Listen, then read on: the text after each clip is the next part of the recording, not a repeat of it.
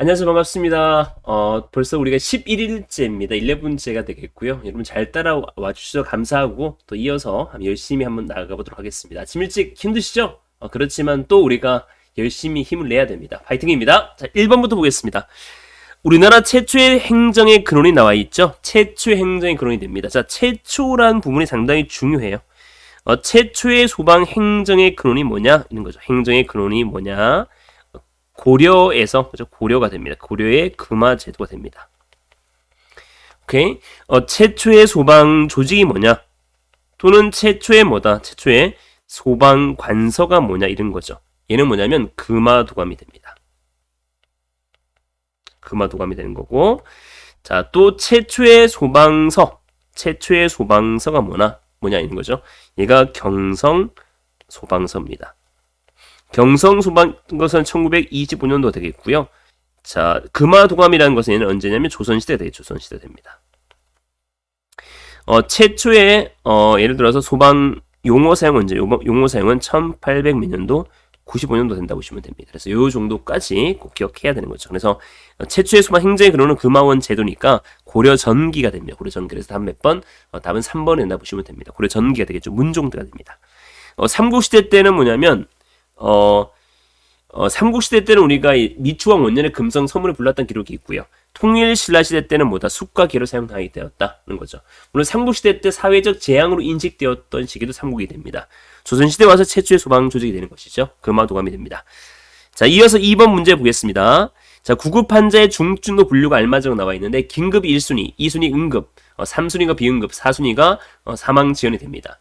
물론 지연이라는 말은 우리가 소방학에서는 지연성 가스, 연소를 도와주는 성질의 가스가 있고 플래시보 지연 대책, 누출은 대책이 있고 여기 지연 환자가 있는 것이죠.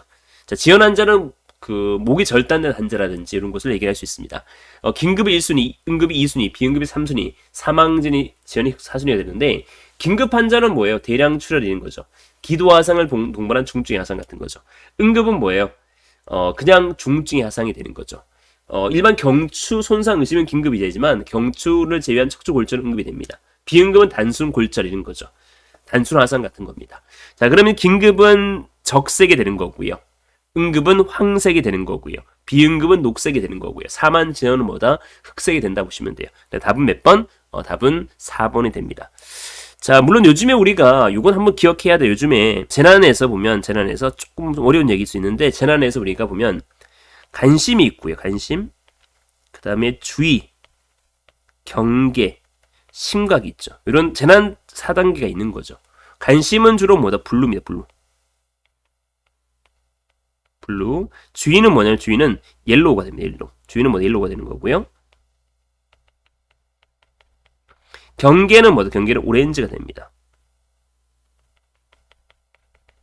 심각은 뭐예요?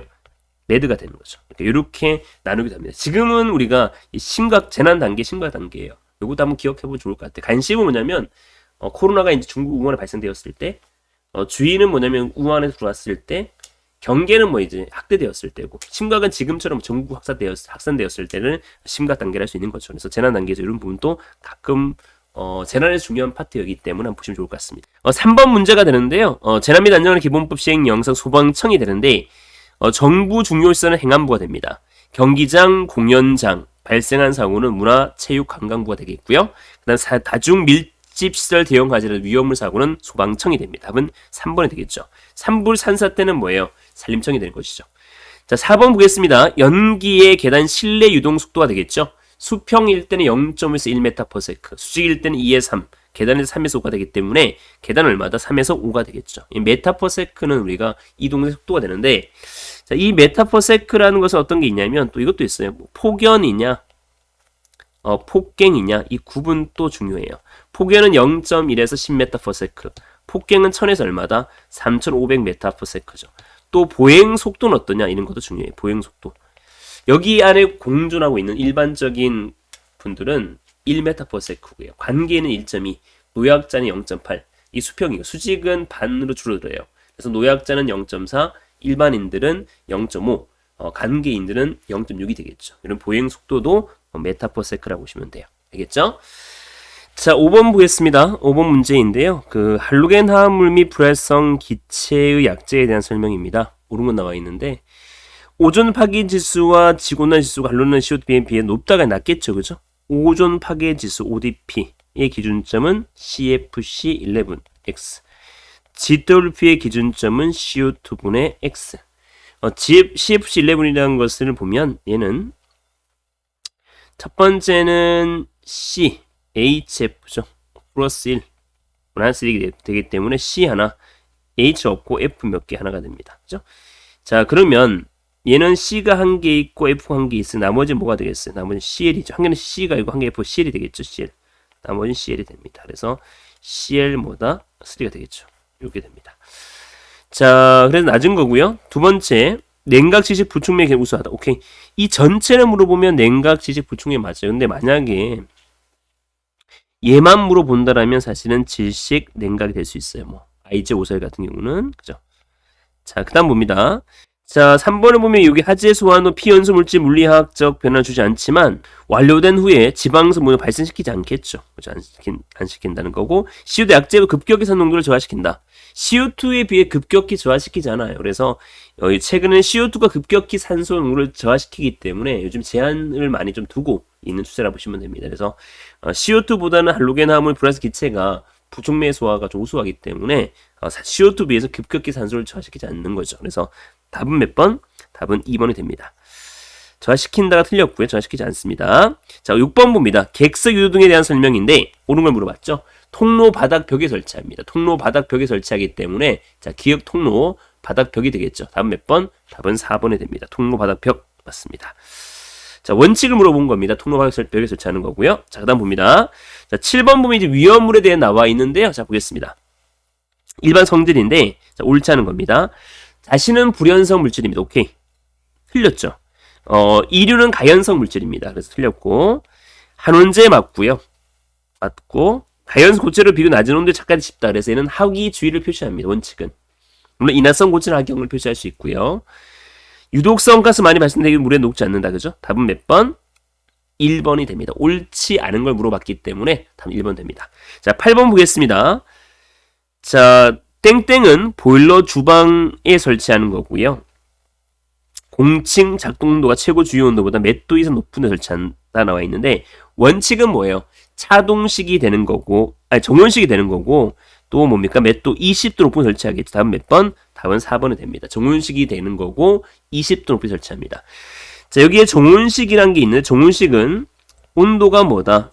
정해진 겁니다. 정해져 있다. 정온식은 보일러실과 주방에 설치되어 있습니다. 정온식이 제일 먼저 나왔고요. 그 다음에 차동식 나온 거라 보시면 돼요. 정온식은 주로 어떤 원리냐면 바이메탈 원리입니다. 바이메탈. 금속 원리고요.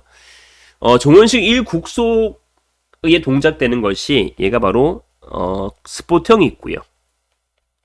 또 전선형, 감지기 전형도 있습니다. 그죠? 이게 정온식이 되는 겁니다. 온도가 정해져 있는 거죠. 정온식이 된다.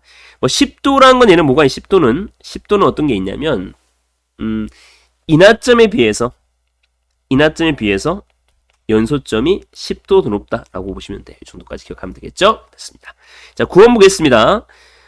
일반적 실내 하재식 목적 건물과 내야 건물 가능. 자, 목적 건물과 내야적 건물 가능. 약간 차이가 있지만 대개 그 건물 하재 진행은 초기, 중기, 최성기, 감뜨기 과정을 거치게 됩니다. 다음 중 초기, 중기 최선의 감뜨기 과정에 대한 설명 옳은 거 물어봤죠? 옳은 거 나와 있습니다. 옳은 겁니다. 자, 건물 하재 초기는 외관상 창 등의 계급의 검은 연기가 나오고 초기는 주로 뭐가 나와요? 흰 연기 나오죠. 백색 연기 나옵니다. 왜냐하면 주로 수소가 많기 때문에 수분이 많기 때문에 백색이 나오는 거고요. 자, 또한 독립적 연소가 되는 건 맞습니다. 자, 두 번째 보겠습니다. 두 번째인데 자, 건물 하재 중기는 외관상 하얀 연기가 아니고요. 흑색 연기가 되겠고요. 분출되는 거고 가구 등의 천장까지 하재가 확대되며 실내 전체 가염이 확산되는 최성기 전초 단계이고 근접한 건물 연소 확산될 수 우려가 있는 시기가 됩니다. 자, 그 다음 건물 하재 최성기의 외관은 연기 양이 많아지고 최성기 많아지지 않겠죠. 적어지겠죠. 유리 파손되는 건 맞습니다.